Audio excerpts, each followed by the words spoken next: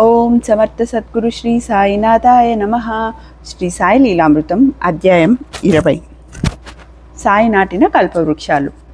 పళ్ళను బట్టి చెట్టును విలువ కల్పాలి. అలానే ఎందరిని పరిపూర్ణులుగా చేశారన్న దానిని బట్టి ఆ సద్గురువును తెలుసుకోవచ్చు. కానీ అందరికంటే గొప్ప సిద్ధ పురుషుడు భగవంతుడే. ఆయన అన్ని మతాలకు చెందిన ఎందరినీ అనంతమైన కాలగతిలో తన ప్రతిరూపాలుగా చేసి భూమిపై ప్రతిష్ఠించాడో ఎవరు చెప్పగలరు? కానీ ఆయన దీనికి అంతటికీ కర్తృత్వం ఎన్నడూ వహించరు. అన్నీ తానే చేస్తున్న సంగతి జీవులకు తెలియనివ్వరు.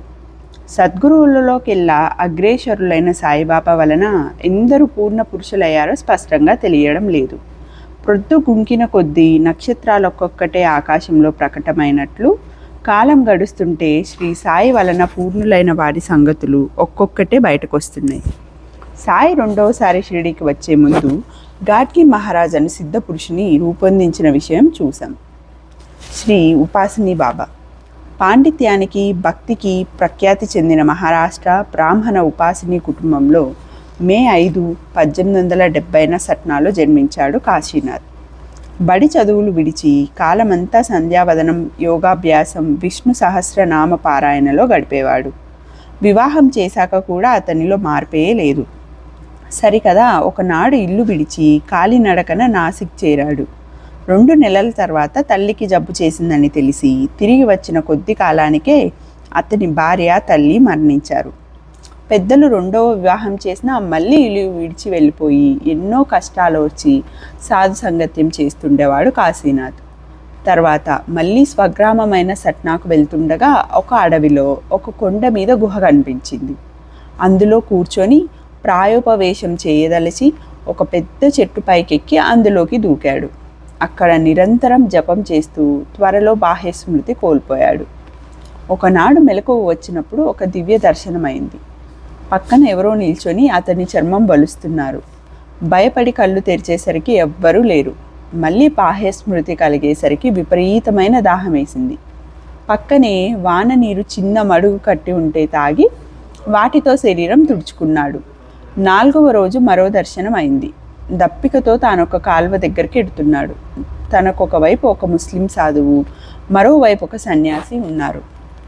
వారిద్దరూ అతడి పాత చర్మం తీసివేసి లోపల బంగారం వంటి దేహం అతనికి చూపి, ఎందుకు చావ యత్నిస్తావు? మేము నిన్నెప్పటికీ చావనివ్వము అన్నారు. అప్పుడు అతడు గుహ నుండి దిగి జూలై 22, 1890 ఇల్లు చేరాడు. ఎన్నో నెలల తరబడి తాను సమాధి స్థితిలో ఉన్నట్లు తెలుసుకున్నాడు. 1 సంవత్సరంలోగా అతని తండ్రి, తాత మరియు 2వ భార్య మరణించారు. కుటుంబం అప్పుల పాలయ్యేసరికి లోకమాన్య బాలగంగాధర్ తిలక్ గారు ఆదుకున్నారు. తర్వాత అతడు వైద్యం అభ్యసించి అమరావతిలో గొప్ప వైద్యుడై శ్రీమంతుడయ్యాడు. కానీ వ్యాపారంలో అంతా నష్టపోయాడు.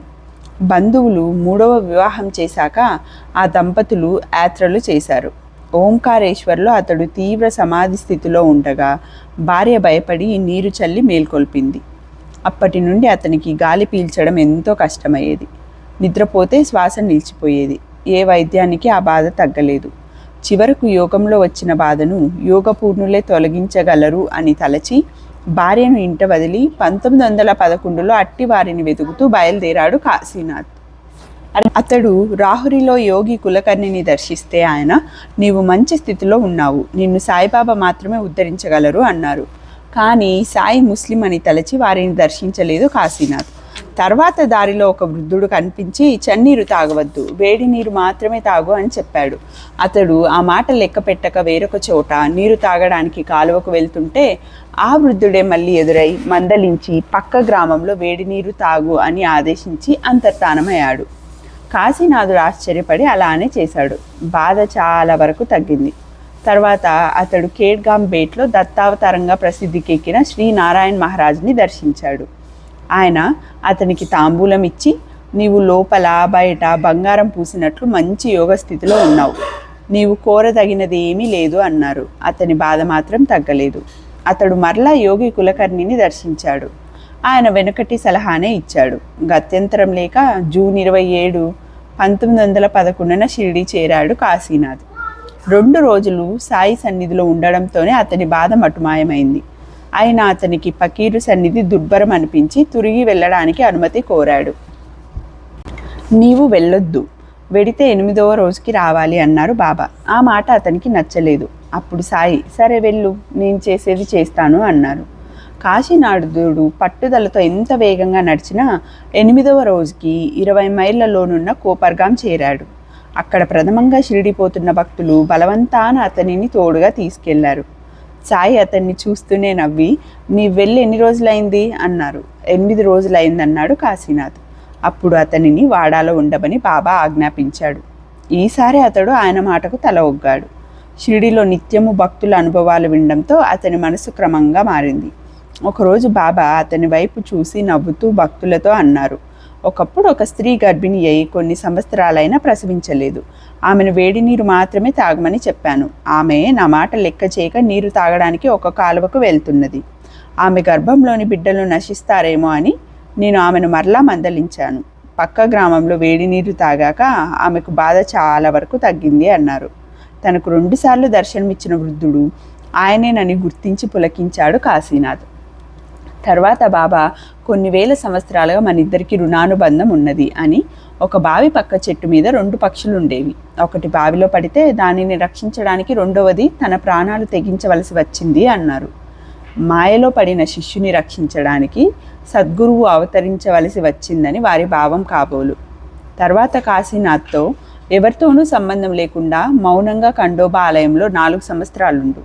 ఖండోబా కృప లభిస్తుంది అన్నారు బాబా. రోజు శ్రీ కాశీనాథ్ స్వయంగా వంట చేసుకొని మొదట మసీదులో సాయికి నివేదించి తర్వాత భోజనం చేసేవాడు. ఒకరోజు, నేను అక్కడికి వస్తే నీవు గుర్తిస్తావా అన్నారు బాబా. అతడికి ఏమీ అర్థం కాలేదు. ఒకరోజు ఒక నల్ల కుక్క అన్నం కోసం అతని వెంట పడింది. దానిని తరిమేసి నివేదనతో మసీదు చేరగానే, సాయి, ఇంత దూరం రానక్కర్లేదు, నేను అక్కడే ఉన్నాను, ఆ నల్ల కుక్కను నేనే అన్నారు. మరొకసారి అతడు వంట చేస్తుంటే ఒక బిచ్చగాడు ఆశగా చూస్తున్నాడు. ఆచారవంతుడైన కాశీనాథ్ అతనిని తిట్టి వెళ్ళగొట్టాడు. సాయి ఆనాడు నివేదన అంగీకరించక, అక్కడ హరిజనుడి రూపంలో ఉన్న నన్ను తిట్టావు, నీవెక్కడ చూస్తే అక్కడే ఉన్నాను, గుర్తుంచుకో అన్నారు. అతడు సాయి చెప్పినది మరచి వేదాంత గోష్ఠి చేస్తుంటే ఆయన మందలించేవారు. ఇలా 3 సంవత్సరాలకు పైగా గడిచింది. ఆ కాలంలో అతడు ఎన్నో బాధల్ని అనుభవించాడు. ముక్కోపము, ఆత్మాభిమానం గలవాడేమో ఈ బాధలు మరీ తీవ్రంగా ఉండేవి. ఒకప్పుడు కొన్ని మాసాలు అన్నద్వేషం అనుభవించాడు. తుంటరులైన యువకులు ఆయనను ఎన్నో రీతిలో బాధించేవారు. ఆ బాధలు భరించలేక అతడు ఎన్నోసార్లు షిరిడి వదిలి వెళ్ళాలనుకున్నాడు. కానీ సాయి వెళ్ళనివ్వలేదు. నీవు ఇప్పుడెంత ఓర్చుకుంటే నీ భవిష్యత్తు అంత ఉజ్వలంగా ఉంటుంది. 4 సంవత్సరాలు ఇక్కడుంటే నా స్థితే నీకు కలుగుతుంది అనేవారు. కానీ అతడు సుమారు 3.5 సంవత్సరాలు ఉన్నాక సాయితో చెప్పకుండా భక్తులతో కలిసి ఖరగ్పూర్ వెళ్ళిపోయాడు. కానీ అప్పటికే అతనిలో యోగశక్తులు ప్రకటమయ్యేవి. ఉదాహరణకు, నివాస నుండి కొందరు భక్తులతో నరహరి సాయిని దర్శించాడు. కానీ ఆయన ముస్లిం అని శంకించాడు. వెంటనే సాయి అతని కేసు ఉరిమి చూచారు. అతడు బయటకు పోయి ఖండోబాల ఉపాసిని శాస్త్రికి నమస్కరించబోయాడు. ఆయన తన కాళ్ళు వెనక్కి తీసుకొని, నీవు బ్రాహ్మణుడువు, సాయి ముస్లిం, నువ్వు ఆయనకు నమస్కరించకూడదు, అటువంటప్పుడు నీతో నాకేం పని అన్నారు. చివరకు ఆయన షిరిడి దగ్గరున్న సాకోరిలో ఉపాసిని బాబాగా స్థిరపడి డిసెంబర్ 24, 1941న సమాధి చెందారు. శ్రీ సాయి ఆదేశించినట్లు ఆయన 4 సంవత్సరాలు పూర్తిగా షిరిడీలోనే ఉంటే ఏమయ్యేదో. సయ్యద్ జలాలుద్దీన్ రెడ్ హిల్స్లో స్వామియార్గా ప్రసిద్ధికెక్కిన ఈ మహనీయుడు పెషావర్లో జన్మించి కొంతకాలం సైన్యంలో పనిచేశారు. ఈయన ఉన్నతావస్థలోనున్న అవధూతగా రెడ్ హిల్స్లో ఉండేవారు. ఆయన ఏ అంగట్లో తినుబండారాలు తీసుకున్నా వారికి ఆ వ్యాపారం అద్భుతంగా జరిగేది. ఒకరోజు ఆయన వీధి వెంట వెడుతుంటే ఒక పిచ్చివాడు ఎదురయ్యాడు. ఆయన అతని చెంప మీద కొట్టారు. వెంటనే అతనికి పిచ్చి తగ్గిపోయింది. ఎందరెందరో రోగులు ఆయన దగ్గరికి వచ్చేవారు. ఆయన ఒక్కసారి ఈ రోగి కేసి తీవ్రంగా చూసి ఏదో గొనుగుతూ ఆకాశం కేసి చూసేవారు. వెంటనే ఆ రోగం తగ్గవలసిందే. ఆయన 1955లో బుదూర్ అనే గ్రామం వద్ద సర్వి తోటలో నివసించారు. వర్షాలు లేవని రైతులు ప్రాధేయపడితే ఆయన ఆకాశం కేసి చూసి ఏమో గొనిగేవారు. కొద్దిసేపట్లో తృప్తిగా వర్షం పడేది. ఒకసారి 10 రోజులు వర్షం కురిసి అంతా జలమయమై ఆ గ్రామానికి రాకపోకలు కూడా నిలిచిపోయాయి. ఆయన సన్నిధిలో ఉన్న రామానుజం సెట్టియార్, కాశీ, మునుస్వామి, ఘనశ్యామ్ సింగులు తమకు వేడి వేడి బిర్యానీ పెట్టించమన్నారు. ఆయన పక్కపక్క నవ్వి ఆకాశం కేసి చూశారు. అంతలో కుటీరం ముందు ఒక జట్కా ఆగింది. 2 వ్యక్తులు పెద్ద పాత్ర నిండా వేడిగా నేతితో వండిన చికెన్ బిర్యానీ, అరటి ఆకులు తెచ్చిపెట్టి త్వరగా పాత్ర ఖాళీ చేసి ఇవ్వమన్నారు. భక్తులు వివరం అడిగితే, మేము ఎక్కడి నుంచి వస్తే మీకెందుకు, మీరు కోరినది లభించింది కదా అన్నారు. భక్తులు విస్తుపోయి తృప్తిగా తిన్నారు. అలాగే టీ తాగే సమయమైంది. కుటీరంలో టీ పొడి, చక్కెర ఉన్నాయి, కానీ పాలు లేవు. అనుకోగానే అకస్మాత్తుగా ఒక వ్యక్తి వచ్చి 2 లీటర్ల పాలు పోసి వెళ్ళిపోయాడు. వీరిలో ఘనశ్యామ్ సింగ్ ప్రతిరోజు అర్ధరాత్రి వరకు ఆ ఫకీరు గారి సేవ చేస్తుండేవాడు. జీవితాంతం బ్రహ్మచారిగా వారి సేవలోనే ఉండాలని ఆశించాడు. ఒక రాత్రి ఆ ఫకీరు నవ్వి, నీకు పెళ్ళి అవుతుంది, 3 బిడ్డలు కలుగుతారు అన్నారు. అలానే జరిగింది. అక్టోబర్ 28, 1964 సాయంత్రం 7 గంటలకు ఆ ఫకీరు, ఆవో జిబ్రాయిల్, ఏ మేరా ఆర్డర్ హే అని పెద్దగా కేకలేశారు. ఇక 4 గంటలలో తాము సమాధి కాబోతున్నామని చెప్పారు. సరిగ్గా 11:45 గంటలకు అల్లాహో అని 7 సార్లు స్మరించి భగవంతునిలో ఐక్యమయ్యారు. ఒకరోజు ఈ ఫకీరుని మీ గురువెవరు అని అడిగాడు ఘనశ్యామ్. రేపు చెబుతా అన్నారు. మరుసటి రోజు ఉదయమే 8 గంటలకు అతనిని బయటికి వెళ్ళి సూర్యుని చూడమని సైగ చేశారు.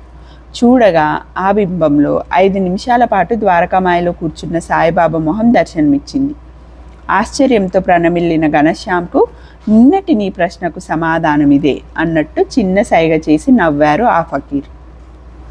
శ్రీరామ మారుతి మహారాజ్ 1910వ సంవత్సరంలో ఒకరోజు బొంబాయి నుండి వచ్చిన త్రయంబకరావు, కులకర్ణి, మార్తాండ్ మొదలైన భక్తులతో సాయి, రేపు మాకు పర్వదినం దీపావళి అన్నారు. మరురోజు ఉదయమే ఆయన ఎంతో సంతోషంగా, ఈరోజు నన్ను చూడడానికి నా తమ్ముడు వస్తున్నాడు. ఒకప్పుడు మా 2 భార్యల మధ్య తగు వచ్చింది, మేము వేరుగా ఉంటున్నాం అన్నారు. మధ్యాహ్నం ఆరతికి ముందు నానా చందోర్కర్తో, మారుతి వస్తున్నాడు అన్నారు. ఆరతి ప్రారంభమైన కొద్దిసేపట్లో ఠానే నుండి తమ భక్తులతో కలిసి శ్రీరామ మారుతి మహారాజను మహనీయుడొచ్చాడు. వెంటనే సాయి ఆరతి ఆపించి తమ సోదరిని చూచి తమ చెంతకు రమ్మన్నట్లు నవ్వారు. తండ్రి దగ్గరకు బిడ్డలాగా రామమారుతి పరుగున వెళ్ళి సాయిని కౌగిలించుకొని ముద్దు పెట్టుకున్నారు. వారు ఒకరి చేతులలో ఒకరు ఎంతో ఆప్యాయంగా పట్టుకుని కూర్చున్నారు. తర్వాత ఆరతి కొనసాగించమని సాయి ఆదేశించారు. ఆరతి అయ్యాక ఆ మహనీయుడు ఖండోబాకు వెళ్ళి అక్కడ నివసిస్తున్న ఉపాసిని శాస్త్రితో, రాముని సేవ విడవకు అని చెప్పారు. అక్కడ తమ భక్తులకు సాయికి నైవేద్యంగా సీరా తయారు చేయించారు. ఈలోగా బాబా వద్దకు భక్తులెందరో తమ నైవేద్యాలను తెచ్చి సమర్పించారు. ఉండండి, ఈరోజు మొదట నా తమ్ముడిచ్చే నైవేద్యం తీసుకోవాలి అని కొద్దిసేపు వేచి ఉన్నారు బాబా. అది రాగానే ఎంతో సంతోషంగా దానిని కొంచెం తిని తర్వాత మిగిలిన నైవేద్యాలు తీసుకున్నారు. నాటి మధ్యాహ్నం, సాయంత్రం చావడి ఉత్సవంలోనూ ఆ మహాత్ముని తమ చెంతనే ఉంచుకొని రాత్రి మాత్రం ఆయనను ఖండోబాలో నిద్రించమని పంపించారు సాయి. ఈ రీతిన తన తమ్ముని 14 రోజులు తమ చెంత నుంచుకొని పంపించారు సాయి. శ్రీరామ మారుతి మహారాజ్ శ్రీ బాలముకుంద స్వామిని గురువుగా ఆశ్రయించిన తమ పరాత్పర గురువు సాయినాథుడేనని చెప్పేవారు. తాను అనుసరించిన నాద సంప్రదాయానికి ఆది పురుషుడైన ఆదినాథుడే సాయినాథుడనేవారు. వీరు సెప్టెంబర్ 28, 1918 మహాసమాధి చెందారు. బహుశా ఎన్నో జన్మలుగా తమ శిష్యుడుగా ఉంటున్న మారుతి మహారాజ్ ఈ జన్మలో వేరొక గురువును ఆశ్రయించడాన్ని వారి భార్యల తగువుగా సాయి అభివర్ణించారేమో. శ్రీ శాంతావంజీ మహారాజ్, వీరు గుజరాత్లో గొప్ప మహనీయులు. వీరు సాధక దశలో చాలా కాలం హిమాలయాలలో ఉండి గంగా తీరంలో బ్రహ్మచారిగా 30 సంవత్సరాలు తీవ్రమైన గాయత్రి ఉపాసనలో గడిపారు. వారు ఒకసారి తన అనుభవం ఒకటి చెప్పారు. నాకొకప్పుడు పాలనపురం వద్ద బలరామ క్షేత్రంలో గాయత్రి సాధన చేస్తున్నాను. ఒకసారి మనసెంతకు ఏకాగ్రం అవ్వలేదన్న నిరాశతో నదిలో దూకి ఆత్మహత్య చేసుకోదలిచాను. ఒక శివ మందిరంలో దేవిని ప్రార్థించి గాయత్రిని స్మరించి నదిలో దూకబోతుండగా ఒక ఫకీరు నా వద్దకు వచ్చారు. ఎంతో తేజోవంతమైన కళ్ళు, గడ్డము కల ఆయనను చూసి మధురంగా నవ్వుతూ వచ్చి నా చేయి పట్టుకొని తమ వెంట రమ్మన్నారు. నేను మంత్రముగ్ధుడనై వారి వెనకనే నడిచాను. వారు నాకు కలోల్ గ్రామానికి టికెట్ ఇచ్చి అకస్మాత్తుగా అదృశ్యమయ్యారు. ఆయన ఎవరో నాకు అర్థం కాలేదు. కొంతకాలం తర్వాత నేను తరచూ హిమాలయాలకు వెళ్ళి చివరకు నర్మదా తీరంలో కర్నాలిలో స్థిరపడ్డాను. పై దర్శనమైన 30 సంవత్సరాల తర్వాత 1976లో సూరత్లోని సాయిబాబా మందిరంలో దత్త జయంతికి గాయత్రి యజ్ఞం చేయమని నన్ను భక్తులు ఆహ్వానించారు. నేను అంతవరకు ఏ సాయిబాబా మందిరము చూడలేదు. అక్కడొక రాత్రి బాబా స్పష్టంగా కళల్లో కనిపించి, నన్ను మర్చిపోయావా? 30 సంవత్సరాల కిందట బలరామ క్షేత్రంలో నదిలో దూకి ఆత్మహత్య చేసుకోబోతుంటే నిన్ను రక్షించినది ఎవరు అన్నారు. నాకెంతో ఆనందం కలిగింది. మరురోజు నేను ధ్యానానికి కూర్చోగానే గాయత్రీదేవి బదులు నాకు సాయిబాబా దర్శనమిచ్చి ప్రగాఢమైన ఆనందం అనుగ్రహించారు. మరింత భక్తి శ్రద్ధలతో ఆ మందిరంలో సాయి పూజ, గాయత్రి యజ్ఞము ముగించాను. గజానన్ మహారాజ్ గజానన్ పట్టేకర్ అనే యువకునికి 8వ ఏట ఉపనయనం చేశాక అతని పినతండ్రి అతనికి మహనీయుల దర్శనము, ఆశీస్సులు ఇప్పించడానికి అతనిని షహపూర్ వద్ద నది ఒడ్డున ఉన్న ఉదంబర వృక్షం కింద విడిది చేసిన 3 సాధువుల వద్దకు తీసుకెళ్ళి వారికి నమస్కారం చేయించాడు. వారిలో ఒకరు గురుకృప వలన పట్టేకర్ మహనీయుడవుతాడని ఆశీర్వదించారు. తర్వాత అతని కుటుంబానికి సుపరిచితుడైన నానా చందోర్కర్ షిరిడి దర్శించినప్పుడు, బాబా, నీ మిత్రుని కొడుకు గజానన్ నన్ను షహపూర్లో నది ఒడ్డునున్న ఉదంబర వృక్షం కింద దర్శించుకున్నాడు. నేను అప్పుడు అతనిని ఆశీర్వదించాను. అప్పుడు నాతో కూడా గురు సిద్ధారూఢులు, కళ్యాణ్ నివాసి అయిన రామ్ మారుతి స్వామి కూడా ఉన్నారు. నీవు కూడా అవకాశం ఉన్నప్పుడల్లా అక్కడ నదిలో స్నానం చేసి అచ్చట నా స్థానాన్ని కూడా దర్శించుకో అని చెప్పి పట్టేకర్కు ప్రసాదంగా పాలకోవా పంపారు. ఆ మాట విని ఆశ్చర్యపోయాడు నానా చందోర్కర్. తర్వాత అతడు హేమాద్ పంత్తో కలిసి మళ్ళీ షిరిడి వెళ్ళినప్పుడు సాయి, మీ గజానన్ నా మారుతి ఆలయంలో ఇంకెంతకాలం ఉంటాడు అన్నారు. తర్వాత హేమాద్ పంతు సాయి సచ్చరిత ప్రతిని షహపూర్లోని ఆ ఉదంబర వృక్షం కింద ఉంచి పూజించాడు. అంగోన్ కవాడ్కు చెందిన సకారం మహారాజ్, గాడ్గే మహారాజ్ మొదలైన మహాత్ములు కూడా ఆ చెట్టు కింద తపస్సు చేసుకున్నారు.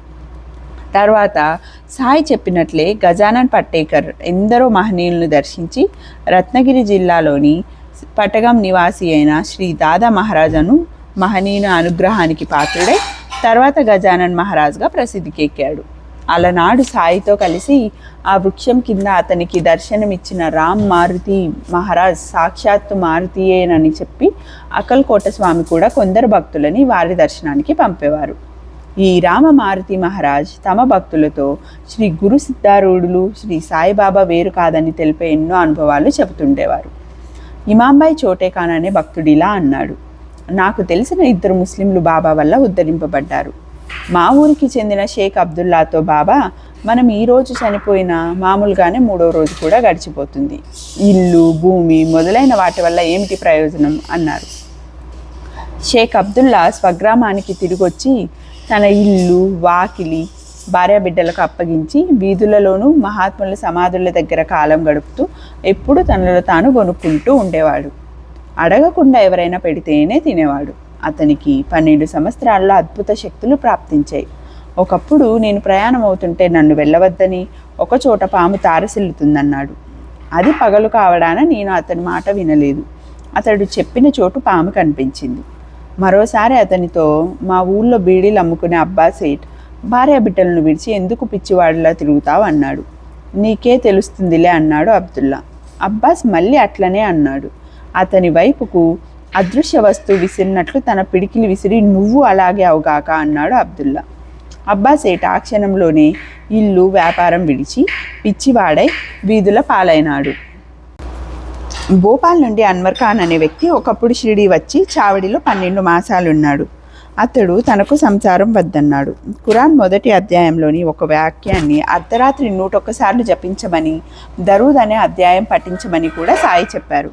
తర్వాత బాబా అతనికి పాలకోవా ప్రసాదంగా ఇచ్చి అరేబియాలోని బాగ్దాద్ నగరానికి పొమ్మని ఆదేశించారు. అతను బొంబాయి చేరేసరికి అక్కడ కాసిం అనే శ్రీమంతుడొకడు చిత్రంగా అన్వర్ ఖాన్ అరేబియా వెళ్ళే ఏర్పాట్లు చేశాడు. అతడు మరెప్పుడూ తిరిగి రాలేదు. హీడాబేగ్ అనే సాయి భక్తుడు కూడా సాయిని దర్శించాడు. అప్పుడు ఢిల్లీ నుంచి యాకూబ్ అనే మౌల్వీ కూడా షిరిడి వచ్చి అహర్నిశలు ఖురాన్ పారాయణ చేస్తుండేవాడు. సాయి ఒకరోజు రాత్రి 3 గంటలకు హీడాబేగ్తో, నువ్వు ఇక్కడుండవద్దు, కనాడ్ సమీపంలోని కంటోన్మెంట్ దగ్గర ఉండు, నీ పేరు పంజాబ్ షా అన్నారు. ఇతడు కనాడ్లో గొప్ప హకీంగా పేరు పొందాడు. ఇంతటితో అధ్యాయం 20 ముగిసింది. ఓం సాయిరామ్.